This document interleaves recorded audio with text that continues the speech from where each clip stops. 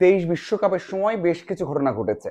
আমি যেহেতু কাভার করেছি, মাঠেই ছিলাম, বাংলাদেশের প্রত্যেকটা ম্যাচ কাভার করেছি, অনেক কিছুই দেখেছি, সাক্ষী আছি।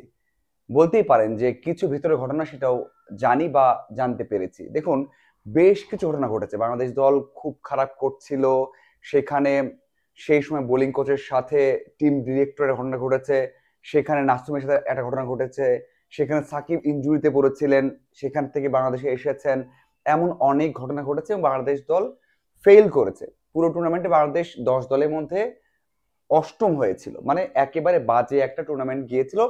সাকিব আল হাসান তো বলেছিলেন যে তার ক্যারিয়ারের সবচেয়ে বাজে বিশ্বকাপ ছিল সেটা। দেখুন, যে বিষয়টা সামনে এসেছে এখন সেটা হচ্ছে যে একটা তদন্ত প্রতিবেদন, যেটা বিশ্বকাপের পর সেই তদন্ত করা হয়েছিল, সেটার কিছু অংশ প্রকাশ পেয়েছে। বলা হচ্ছে সাকিব আল হাসান অভিযোগ করেছেন দলের ভেতরে যে খবরগুলো আছে সেটা ফাঁস করেন তামিম এবং জালাল ইউনুস, সেই সময়কার ক্রিকেট অপারেশন চেয়ারম্যান। এরকম একটা অভিযোগ আছে, শুধুমাত্র সাকিবের না। সেই প্রতিবেদনে বিভিন্ন দিক বিবেচনা করে এই দুজনের নাম কিন্তু সামনে এসেছে। সেটা নিয়ে অনেক তোলপাড় হচ্ছে, সেটার প্রমাণ কি, সাথে সামনে কি হবে, সেই সব বিষয় নিয়ে হয়তো আমরা পরে জানতে পারবো। এখন বিষয়টা হচ্ছে কেন সাকিবের সেটা মনে হলো। দেখুন, আমি যেহেতু কাভার করেছি, একটা বিষয় নিশ্চিতভাবে বলতে চাই যে ওখানে বেশ কিছু ঘটনা ঘটেছে, সেটা আহ কোনোভাবেই কাম্য নয়। দ্বিতীয়ত, কিছু ঘটনা দেশ থেকে ঘটেছে। যেমন মনে করে দেখবেন যে সাকিব আল হাসান ইনজুরিতে পড়েন, সেই সময় রিপ্লেসমেন্ট হিসেবে যান এনামুল হক বিজয়। তখন খেলা চলছিল পুনেতে, আমরা সবাই পুনেতে ছিলাম, বিজয়ের ছবি নিয়েছিলাম, স্টোরি করেছিলাম।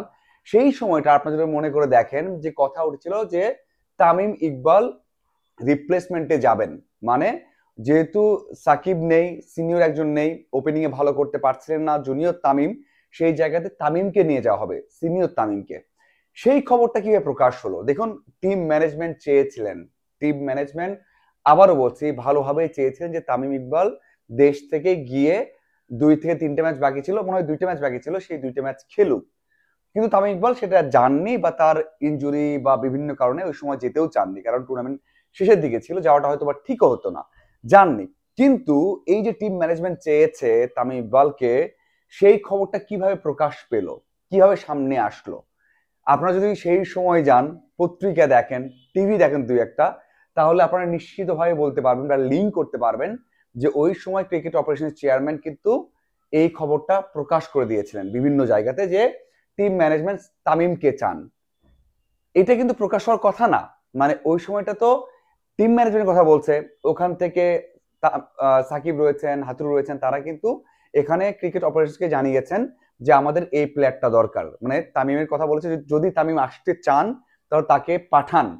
ল্যাঙ্গুয়েজটা, মানে ভাষাটা ছিল এমন, কিন্তু তামিম জাননি, সেখানে রিপ্লেসমেন্ট হিসেবে বিজয় গেছেন। কিন্তু সেটা কিভাবে, যখন ওখান থেকে বলা হয়েছে সাথে সাথে নিউজে আসলো, এটা তো নিশ্চিত, মানে তখন তো নিশ্চিত হওয়া যায় যে এটা ক্রিকেট অপারেশনস ফাঁস করেছে। এই দায়িত্ব তো ক্রিকেট অপারেশনস এর, এটা তো নিশ্চিত, এটা আপনি কোনোভাবে ডিনাই করতে পারবেন না যে এখানে জালাল ইউনুস, সেই সময়কার ক্রিকেট অপারেশনের চেয়ারম্যান, যুক্ত ছিলেন বা তিনি ফাঁস করেছেন, 100% শিওর। এখন কথা হচ্ছে তামিমের কথা কেন আসলো। এই যে তামিম নাসুমের সময় এসেছে, এই সময়টাও কিন্তু তখন অবজারভেশন, এবং ওই সময় অনেকে তামিমের বরাদ দিয়েও নিউজটা করেছেন। এটা একটা বিষয় আছে। সাথে হচ্ছে নাসুমের যে ঘটনা ঘটেছে, ওই সময়টা অনেকেই, মানে সাংবাদিক আমরা যারা আছে সিনিয়রদের মধ্যে, তাদের অনেকেই এই বিষয় নিয়ে আলোচনা করছিলেন যে এই বিষয়টা হয়তো বা যেহেতু তামিম সিনিয়র, তার সাথে নাসুমদের ভালো সম্পর্ক, বা নাসুম কথা বলেছেন, জানিয়েছেন, তো এই জন্য হয়তো বা, এবং নাসুম সাহস নিয়ে হয়তো ওই সময়টা সাহস পাচ্ছিল না, এই জন্য যে তামিমের সাথে কথা বলে ওই তদন্ত কমিটির সাথে তার ফ্যাক্টটা জানিয়েছে বা যা হয়েছে জানিয়েছেন। এবং তামিম ইকবাল হয়তোবা বেশ কয়েকজনের সাথে, মানে সাংবাদিকদের সাথে তামিম ইকবাল বা সিনিয়র অনেকের সাথে ভালো সম্পর্ক থাকে, সেই থ্রুতে হয়তোবা তামিম ইকবাল জানিয়েছেন। এটা হয়তো এখন প্রমাণ পেয়েছে বা ভালো একটা লিঙ্ক পেয়েছে বলেই এটা সামনে এসেছে, এবং ওখানে লেখা আছে সেই তদন্ত প্রতিবেদনে যে এই কাজটা করেছেন। হয়তোবা অবশ্যই কোনো প্রমাণ না পেলে, কেউ না বললে এই বিষয়টা আসতো না। নাসুমও বলে থাকতে পারেন, নাসুম বা কোনো ক্রিকেটার হয়তো বলেছেন যে এই থ্রুতে বা এভাবে এসেছে, সেটা ওখানে প্রমাণ করা হয়নি, বাট বলা আছে এই দুইজন হয়তোবা সেই প্রমাণটা পেয়েছে, বা সেই অভিযোগটা কোনো ক্রিকেটার বা কোচিং স্টাফ দিয়েছেন বলেই সেখানে এসেছে। এখন বিষয়টা হচ্ছে এই ঘটনা তো সামনে আসার কথা না, তাহলে কেন আসলো?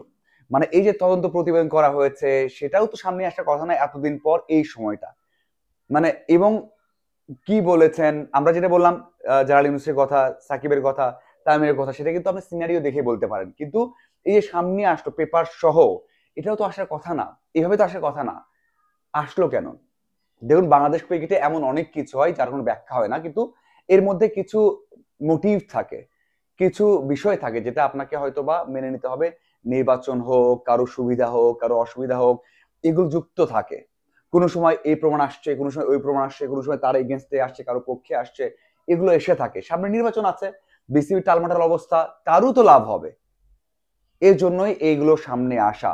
এমনটা বলছি না তদন্ত প্রতিবেদন মিথ্যা, এমনটা বলছি না ঠিক আসেনি, এমনটা বলছি না সাকিব তামিম ভুল করেছে কি করেনি, এমনটা বলছি না ক্রিকেট অপারেশন ঠিক করেছে কি করেনি, কিন্তু এই বিষয়গুলো টাইমিং দেখুন, টাইমিংটা এটাই মিন করে যে কিছু একটা মোটিভ আছে এবং থাকে বলেই বিভিন্ন সময় এগুলো আসে। এই না হলে 3-4 বছর, মানে 2-3 বছর পরে এগুলো আসতো না। এবং আমার মনে হয় এটারও একটা সমাধান হওয়া উচিত, কারণ যে বিষয় চলছে ক্রিকেটটা পিছিয়ে যাচ্ছে, ক্রিকেটটা সামনে নিতে হলে এখান থেকে বেরিয়ে আসা উচিত এবং ব্যক্তি স্বার্থ থেকে বেরিয়ে আসা উচিত। অনেক অনেক কিছু দেখেছি লাইফে, 12 বছরের 3টে ওয়ার্ল্ড কাপ বা বাইরে কাভার করা অনেক কিছু দেখেছি যেগুলো ঠিক না।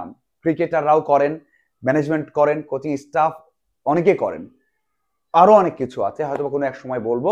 আজ এ পর্যন্ত, আশা করি আরো আপডেট এবং বিশ্লেষণ নিয়ে হাজির হয়ে যাবো। ধন্যবাদ সবাইকে।